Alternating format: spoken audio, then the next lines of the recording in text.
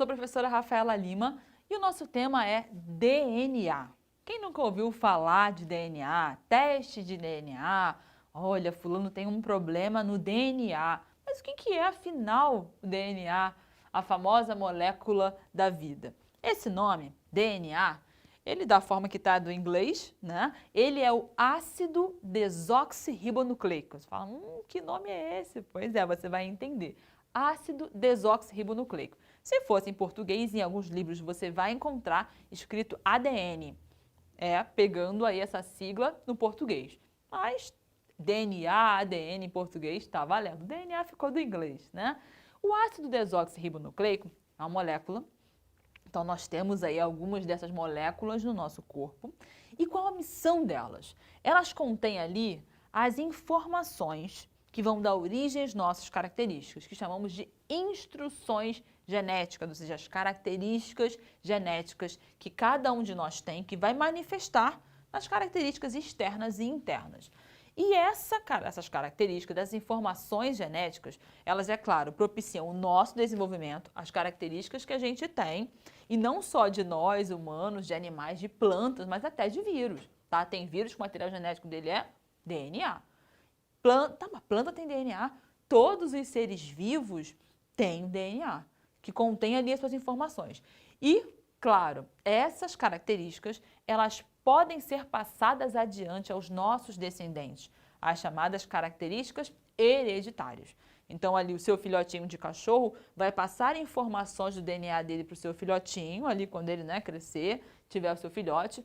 Eu passei para minha filha e assim a gente vai passando as características. E como é que a gente passa? A partir do DNA. Então, ela é essa molécula que vai reter as informações.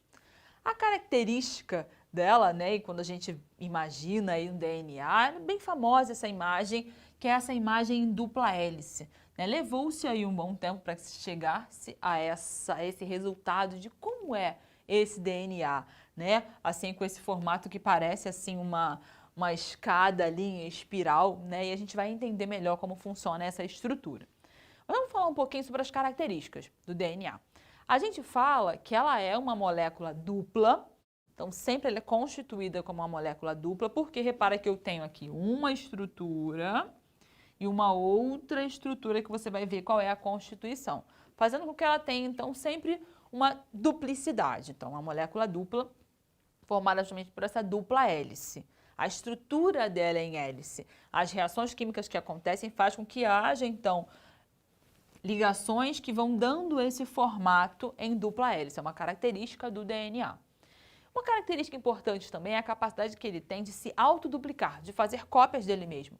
Você já pensou que você tem o mesmo DNA de quando você era um bebezinho e agora você já está grande?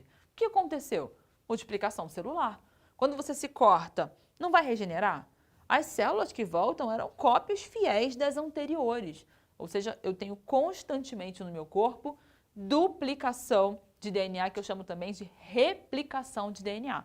A gente tem uma aula aqui, você pode pesquisar só sobre replicação de DNA, um processo complexo e muito interessante, muito perfeito, que precisa ser muito fiel. Se eu tiver falhas nessa duplicação, nessa replicação, eu tenho células diferentes ali. Então, nosso DNA está aí se mantendo invicto pela sua capacidade de se autoduplicar. Qual a estrutura do DNA? Ele tem, então, nessa estrutura que se fosse uma escada seria o corrimão da escada, aqui em azul, ele tem um carboidrato chamado de desoxirribose. Ela é uma pentose, ela tem 5 carbonos. Então, esse carboidrato, você fala, tem carboidrato até no DNA? Pois é. Isso aqui, que representado aqui, é a desoxirribose, é o nome dela. Então, você já entende por que desoxi, Já viu aí que é devido a isso. Na sua estrutura também, repare que ele tem aqui os fosfatos. O P, lá da tabela periódica, lembra do fósforo? Olha o fósforo aqui, Quando você assistiu a aula de sais minerais, a gente falou do fósforo, olha ele aqui, Então, formando a estrutura do DNA, então, fosfatos. E ela vai ter, então, repare que dos dois lados, a sua estrutura, ela tem, então, uma estrutura igual. Eu tenho, então, a desoxirribose e o fosfato. E ligando esses dois combos, essas duas porções, eu tenho os chamados nucleotídeos. E repare que os nucleotídeos não são iguais, até pelo formato, pelas cores, a gente quis trabalhar essa coisa assim para ficar bem claro para você. eu tenho 4 nucleotídeos diferentes. E eles têm uma união? Tem. As chamadas unidos por uma ligação chamada ligação fosfodiéster, tá? Essa ligação ela pode se romper? Pode acontecer. Mas então tem uma ligação entre eles. E repare que essa ligação, esse pareamento entre eles, é sempre um pareamento padrão, que você precisa lembrar, precisa aí, ó, tatuar. Sempre eu vou ter, então, o nucleotídeo indicado pela letra C. Qual o nome dele? O nome dele é citosina. Outro é, com a letra G, guanina. O outro, com a letra T, é a timina. Outro, iniciando com a letra A, é a adenina. Preciso lembrar desses nomes? Precisa. Adenina, timina, citosina e guanina. E nesse pareamento, sempre, a gente vai ter então um pareamento entre adenina com timina. Sempre. Repare que eu tenho aqui, ó, nesse esquema a gente representou com outras cores, então você vê que a adenina está em verde, pareando com a timina vermelha. Sempre. Vermelho com verde, vermelho com verde, verde com vermelho. E sempre citosina com guanina. Então, repara, ó, citosina está em azul, a guanina está em amarelo. E como eu já tinha comentado com vocês, elas são unidas pelas pontes de hidrogênio. E aí você volta aqui, ó, C com G, T com A, você precisa lembrar sempre esse pareamento. E repare que entre a citosina e a guanina, ó, eu tenho 3 pontes de hidrogênio. Nessa ligação fosfodiéster aqui, lembra que eu coloquei aqui? Ó, os nucleotídeos eles são unidos por ligações fosfodiéster. Nessa ligação, que é a ponte, a ligação final vai ser entre essas pontes de hidrogênio, entre C com G eu tenho 3 pontes de hidrogênio e entre adenina e timina eu tenho 2 pontes de hidrogênio. Preciso lembrar do pareamento? Precisa lembrar do pareamento. Isso é tão interessante que um cientista chamado Chargaff, fazendo ali uma série de cálculos e estudando o DNA, ele desenvolveu a chamada regra de Chargaff, deixando isso muito claro. Sempre a quantidade de adenina que eu tenho vai ser igual à quantidade de timina. E a quantidade de citosina vai ser igual à de guanina. E muitas vezes isso cai para você em algumas situações, em algumas questões, em alguns exemplos, como um cálculo para você realmente demonstrar.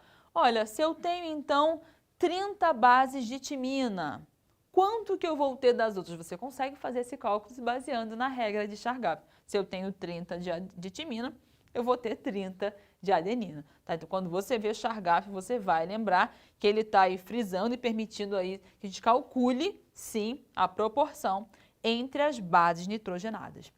Vale a gente destacar que o DNA ele pode sofrer lesões. Algumas substâncias químicas que a gente se expõe, elas podem causar lesões, quebrar essas moléculas de DNA. Então, é um excesso de sol, alguns produtos químicos muito fortes, alguns, por exemplo, durante um tempo se falou muito, se alertou bastante sobre os cuidados em relação a usar produtos alisantes que contêm formol. O formol, ele tem um potencial para quebrar DNA. E muitas vezes, essa quebra de DNA ela pode levar a um descontrole na célula, que pode levar ela a uma proliferação desordenada. O câncer, um crescimento anormal de células, para você ver como é importante a preservação desse DNA. Mulheres grávidas, a mulher grávida, ela tem que evitar uma série de produtos, remédios, cigarro, álcool, que são substâncias que têm a capacidade de levar a uma quebra de DNA. O álcool, ele pode fazer isso. E imagina nessa mulher, nessa gestante, está ali aquele embrião se formando e ele sofrer uma lesão, uma quebra em alguma porção do seu DNA. Vai faltar uma informação e essa informação ela pode comprometer todo o desenvolvimento daquele ser vivo. Sobre DNA, uma pauta interessante também é a chamada mutação. A gente fala de mutação, você pode pensar aí no X-Men, alguma coisa assim, mas a gente pode sofrer várias mutações e passar batido. Uma mutação que a gente nem percebeu uma diferença externa. E quando a gente fala de mutação, eu estou falando de uma alteração entre essas bases, uma sequência de bases nitrogenadas, que vai então estar produzindo proteínas diferenciadas. Entendido? Então você entendeu aí as características do DNA, a importância dessa molécula na hereditariedade e que a gente precisa sim ter cuidado com uma série de produtos para não causar justamente uma lesão nesse DNA. O DNA, ela é uma molécula que ela é um tanto estável, até por conta da desoxirribose. Esse carboidrato, ela tem na sua estrutura, né, ela tem C5, então 5 carbonos e 4 oxigênios, que ajuda ela a ter mais estabilidade do que, por exemplo, um RNA. Mas a gente, é claro, precisa ter uma série de cuidados também com o DNA. Então, entendido o DNA, sua importância, suas principais características, fechamos a nossa aula. Não deixe de fazer o seu registro, fotografa a aula, estuda, faz seu resumo e até a próxima. Tchauzinho!